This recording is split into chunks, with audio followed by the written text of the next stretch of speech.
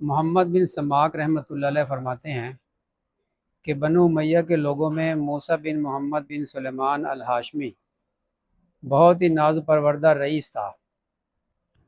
دل کی خواہشات پوری کرنے میں ہر وقت منہمک رہتا، کھانے میں، پینے میں، لباس میں، لہو لعب میں، خواہشات اور لذات کی ہر نوع میں اعلیٰ درجہ پر تھا۔ لڑکے لڑکیوں میں ہر وقت منہمک رہتا، نہ اس کو کوئی غم تھا نہ فکر۔ خود بھی نہایت ہی حسین چاند کے ٹکڑے کی طرح سے تھا۔ اللہ تعالیٰ شانوں کی ہر نوع کی دنیاوی نعمت اس پر پوری تھی۔ اس کی آمدنی 3,03,000 دینار اشرفیہ سالانہ تھی، جو ساری کی ساری اسی لہو لعب میں خرچ ہوتی تھی۔ ایک اونچا بالا خانہ تھا جس میں کئی کھڑکیاں توشار عام کی طرف کھلی ہوئی تھی، جن پر بیٹھ کر وہ راستہ چلنے والوں کے نظارے کرتا، اور کئی کھڑکیاں دوسری جانب باغ کی طرف کھلی ہوئی تھی جن میں بیٹھ کر وہ باغ کی ہوائیں کھاتا، خوشبوئیں سونگھتا۔ اس بالا خانہ میں ایک ہاتھی دانت کا کبہ تھا جو چاندی کی میخوں سے جڑا ہوا تھا اور سونے کا اس پر جھول تھا۔ اس کے اندر ایک تخت تھا جس پر موتیوں کی چادر تھی، اور اس ہاشمی کے سر پر موتیوں کا جڑاؤ امامہ تھا۔ اس کبہ میں اس کے یار احباب جمع رہتے، خدام ادب سے پیچھے کھڑے رہتے، سامنے ناچنے گانے والیاں کبہ سے باہر مجتمع رہتی۔ جب گانا سننے کو دل چاہتا وہ ستار کی طرف ایک نظر اٹھاتا اور سب حاضر ہو جاتی، اور جب بند کرنا چاہتا ہاتھ سے ستار کی طرف اشارہ کر دیتا، گانا بند ہو جاتا۔ رات کو ہمیشہ جب تک نیند نہ آتی یہی شغل رہتا، اور جب شراب کے نشہ سے اس کی عقل جاتی رہتی، یاران مجلس اٹھ کر چلے جاتے، وہ جون سی لڑکی کو چاہتا پکڑ لیتا اور رات بھر اس کے ساتھ خلوت کرتا۔ صبح کو وہ شطرنج، چوسر وغیرہ میں مشغول ہو جاتا۔ اس کے سامنے کوئی رنج و غم کی بات، کسی کی موت، کسی کی بیماری کا تذکرہ بالکل نہ آتا۔ اس کی مجلس میں ہر وقت ہنسی اور خوشی کی باتیں، ہنسانے والے قصے اور اسی قسم کے تذکرے رہتے۔ ہر دن نئی نئی خوشبوئیں جو اس زمانہ میں کہیں ملتی وہ روزانہ اس کی مجلس میں آتی۔ عمدہ خوشبوؤں کے گلدستے وغیرہ حاضر کیے جاتے۔ اسی حالت میں اس کے 27 برس گزر گئے۔ ایک رات کو وہ حسب معمول اپنے کبہ میں تھا، دفعتاً اس کے کان میں ایک ایسی سریلی آواز پڑی جو اس کے گانے والوں کی آواز سے بالکل جدا تھی، لیکن بڑی دلکش تھی۔ اس کی آواز نے کان میں پڑتے ہی اس کو بے چین سا کر دیا۔ اپنے گانے والوں کو بند کر دیا اور کبہ کی کھڑکی سے باہر سر نکال کر اس آواز کو سننے لگا۔ وہ آواز کبھی کان میں پڑ جاتی، کبھی بند ہو جاتی۔ اس نے اپنے خدام کو حکم دیا کہ یہ آواز جس شخص کی آ رہی ہے اس کو پکڑ کے لے آؤ۔ شراب کا دور چل رہا تھا۔ خدام جلدی سے اس آواز کی طرف دوڑے اور اس آواز کو تلاش کرتے کرتے ایک مسجد میں پہنچے، جہاں ایک جوان نہایت ضعیف بدن، زرد رنگ، گردن سوکھی ہوئی، ہونٹوں پر خشکی آئی ہوئی، بال پرا گندا، پیٹ کمر سے لگا ہوا، دو ایسی چھوٹی چھوٹی لنگیاں اس کے بدن پر کہ اس سے کم میں بدن نہ ڈھک سکے، مسجد میں کھڑا ہوا اپنے رب کے ساتھ مشغول تلاوت کر رہا ہے۔ یہ لوگ اس کو پکڑ کر لے گئے، نہ اس سے کچھ کہا نہ بتایا، ایک دم اس کو مسجد سے نکال کر وہاں بالا خانہ پر لے جا کر اس کے سامنے پیش کر دیا کہ حضور یہ حاضر ہے۔ وہ شراب کے نشے میں کہنے لگا یہ کون ہے؟ انہوں نے عرض کیا کہ حضور یہ وہی شخص ہے جس کی آواز آپ نے سنی تھی۔ اس نے پوچھا کہ تم اس کو کہاں سے لے کر آئے ہو؟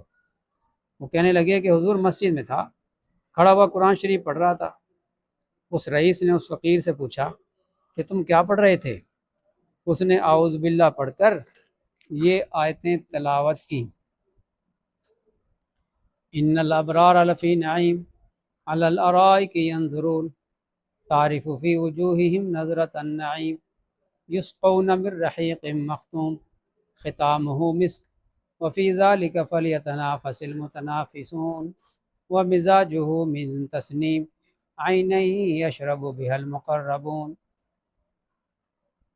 بے شک نیک لوگ جنت کی بڑی نعمتوں میں ہوں گے، مسحریوں پر بیٹھے ہوئے جنت کے عجائب دیکھتے ہوں گے۔ اے مخاطب، تو ان کے چہروں پر نعمتوں کی شادابی سرسبزی محسوس کرے گا، اور ان کے پینے کے لیے خالص شراب سرب مہر جس پر مشک کی مہر ہوگی ملے گی۔ ایک دوسرے پر حرص کرنے والوں کو ایسی ہی چیزوں میں حرص کرنا چاہیے کہ یہ نعمتیں کس کو زیادہ ملتی ہیں، اور ان کا ملنا اعمال کی وجہ سے ہوتا ہے، اس لیے ان اعمال میں حرص کرنا چاہیے جن سے یہ نعمتیں حاصل ہوں۔ اور اس شراب کی آمیزش تسنیم کے پانی سے ہوگی۔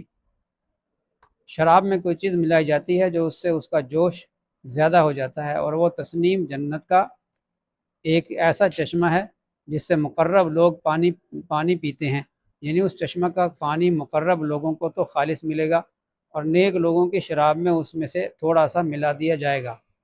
اس کے بعد اس فقیر نے کہا، ارے دھوکہ میں پڑے ہوئے، تیرے اس محل کو، تیرے اس بالا خانہ کو، تیرے ان فرشوں کو، ان سے کیا مناسبت؟ وہ بڑی اونچی مسحریاں ہیں جن پر فرش بچھے ہوئے ہیں، ایسے فرش جو بہت بلند ہیں۔ یہ سورہ واقعہ کے آیات کا ترجمہ ہے۔ ان کے استر دبیز ریشم کے ہوں گے۔ یہ سورہ رحمان ہے۔ وہ لوگ سبز مشجر اور عجیب و غریب خوبصورت کپڑوں پر تکیہ لگائے ہوئے ہوں گے۔ یہ بھی سورہ رحمان کی آیت کا ترجمہ ہے۔ اللہ کا ولی ان مسحریوں پر سے ایسے دو چشموں کو دیکھ لے گا جو دو باغوں میں جاری ہوں گے۔ سورہ رحمان۔ اور ان دونوں باغوں میں ہر قسم کے میوے کی دو قسمیں ہوں گی کہ ایک ہی قسم کے میوے کے دو مزے ہوں گے۔ یہ بھی سورہ رحمان۔ وہ میوے نہ تو ختم ہوں گے، نہ ان کی کچھ روک ٹوک ہوگی، جیسا دنیا میں باغ والے توڑنے سے روکتے ہیں۔ یہ سورہ واقعہ۔ وہ لوگ پسندیدہ زندگی میں بہت بلند مقام پر جنت میں ہوں گے۔ سورہ الحقہ۔ ایسی عالی مقام جنت میں ہوں گے جہاں کوئی لغو بات نہ سنیں گے۔ اس میں بہتے ہوئے چشمے ہوں گے، اور اس میں اونچے اونچے تخت بچھے ہوئے ہوں گے، اور آب خورے رکھے ہوئے ہوں گے، اور برابر گدے لگے ہوئے ہوں گے، اور سب طرف قالین ہی قالین پھیلے ہوئے پڑے ہوں گے کہ جہاں چاہیں بیٹھیں، ساری جگہ صدر نشین ہے۔ سورہ غاشیہ۔ وہ لوگ سایوں اور چشموں میں رہتے ہوں گے۔ سورہ مرسلات۔ اس جنت کے پھل ہمیشہ رہنے والے ہوں گے، کبھی ختم نہ ہوں گے، اس کا سایہ ہمیشہ رہنے والا ہوگا۔ یہ تو انجام ہے متقی لوگوں کا، اور کافروں کا انجام دوزخ ہے۔ وہ کیسی سخت آگ ہوگی، اللہ تعالیٰ ہی محفوظ رکھے۔ بے شک مجرم لوگ جہنم کے عذاب میں ہمیشہ رہیں گے، وہ عذاب کسی وقت بھی ان سے ہلکا نہ کیا جائے گا، اور وہ لوگ اس میں مایوس پڑے رہیں گے۔ بے شک مجرم لوگ بڑی گمراہی اور حماقت کے جنون میں پڑے ہوئے ہیں۔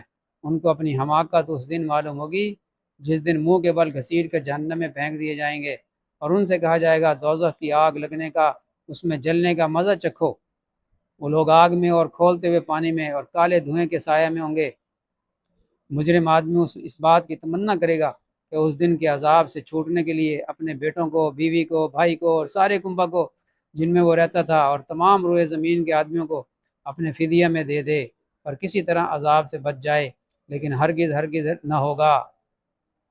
وہ آگ ایسی شعلہ والی ہے کہ بدن کی کھال تک اتار دے گی، اور وہ آگ ایسے شخص کو خود بلاوے گی جس نے دنیا میں حق سے پیٹھ پھیری ہوگی، اور اللہ تعالیٰ کی اطاعت سے بے رخی کی ہوگی، اور ناحق مال جمع کیا ہوگا، اور اس کو اٹھا کر حفاظت سے رکھا ہوگا۔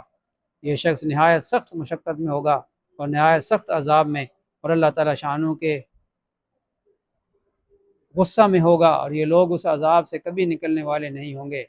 اس کلام میں اس فقیر نے جنت اور دوزخ کی بہت سی آیات کی طرف اشارہ کر دیا جن کی صورت اور رکوع کا حوالہ لکھ دیا گیا۔ وہ ہاشمی رئیس فقیر کا کلام سن کر اپنی جگہ سے اٹھا، اور فقیر سے معانقہ کیا، اور خوب چلا کر رویا، اور اپنے سب اہل مجلس کو کہہ دیا کہ تم سب چلے جاؤ، اور فقیر کو ساتھ لے کر صحن میں گیا، اور ایک بوریے پر بیٹھ گیا، اور اپنی جوانی پر نوحہ کرتا رہا، اپنی حالت پر روتا رہا، اور فقیر اس کو نصیحت کرتا رہا یہاں تک کہ صبح ہو گئی۔ اس نے اپنے سب گناہوں سے اول فقیر کے سامنے توبہ کی، اور اللہ تعالیٰ شانوں سے اس کا عہد کیا کہ آئندہ کبھی کوئی گناہ نہ کرے گا۔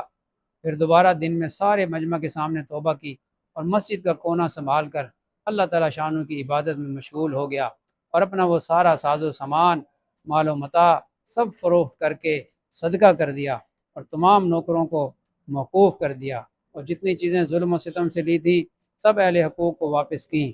غلام اور باندیوں میں سے بہت سے آزاد کیے، بہت سے فروخت کر کے ان کی قیمت صدقہ کر دی، اور موٹا لباس اور جو کی روٹی اختیار کی، تمام رات نماز پڑھتا، दिन को रोज़ा रखता, हत्ता कि बुज़ुर्ग और नेक लोग उसके पास उसकी ज़ियारत को आने लगे। और इतना मुजाहिदा उसने शुरू कर दिया कि लोग उसको अपने हाल पर रहम खाने की और मुशक्क़त में कमी करने की फरमाइश करते और उसको समझाते कि हक़ तआला शानहू निहायत करीम है, वो थोड़ी मेहनत पर बहुत ज़्यादा अजर अता फरमाते हैं। मगर वो कहता है कि दोस्तों, मेरा हाल मुझी को मालूम है, मैंने अपने मौला की रात दिन नाफरमानी की है, बड़े सख्त सख्त गुनाह किए हैं। ये कहकर वो रोने लगता और खूब रोता। इसी हालत में नंगे पांव पैदल हज को गया। एक मोटा कपड़ा बदन पर था, एक प्याला और एक थैला सिर्फ साथ था। इसी हालत में मक्का मुकरमा पहुंचा और हज के बाद वहीं क़याम कर लिया, वहीं इंतकाल हुआ। मक्का के क़याम में रात को हतीम में जाकर खूब रोता और गिड़गिड़ाता और कहता कि मेरे मौला, मेरी कितनी खलवतें ऐसी गुजर गईं जिनमें मैंने तेरा ख्याल भी ना रखा। मैंने कितने बड़े बड़े गुनाहों से तेरा मुकाबला किया। मेरे मौला, मेरी नेकियां सारी जाती रहीं, कि कुछ भी न कमाया और मेरे गुनाह मेरे साथ रह गए। हलाकत है मेरे लिए उस दिन जिस दिन तुझसे मुलाकात होगी, यानी मरने के बाद। मेरे लिए हलाकत पर हलाकत है, यानी बहुत ज़्यादा हलाकत है। उस दिन जिस दिन मेरे आमाल नामे खोले जाएंगे, वो मेरी रसवाइयों से भरे हुए होंगे, वो मेरे गुनाहों से पुर होंगे। बल्कि तेरी नाराज़ी से मुझ पर हलाकत उतर चुकी है और तेरा अताब मुझ पर हलाकत है, जो तेरे इन एहसानों पर होगा जो हमेशा तूने मुझ पर किए, और तेरी इन नेमतों पर होगा जिनका हमेशा मैंने गुनाहों से मुकाबला किया और तू मेरी सारी हरकतों को देख रहा था। मेरे आका, तेरे सिवा मेरा कौन सा ठिकाना है जहाँ भाग कर चला जाऊँ? तेरे सिवा कौन शख्स ऐसा है जिससे इल्तिजा करूँ? तेरे सिवा कौन है जिस पर किसी किस्म का भरोसा करूँ? मेरे आका, मैं इस काबिल हरगिज़ नहीं हूँ कि तुझसे जन्नत का सवाल करूँ। अलबत्ता महज तेरे करम से, तेरी अता से, तेरे फजल से इसकी तमन्ना करता हूँ कि तू मुझ पर रहम फरमा दे और मेरे गुनाह माफ़ फरमा दे। फ़इन्नका अहलुत तक़वा व अहलुल मग़फ़िरा।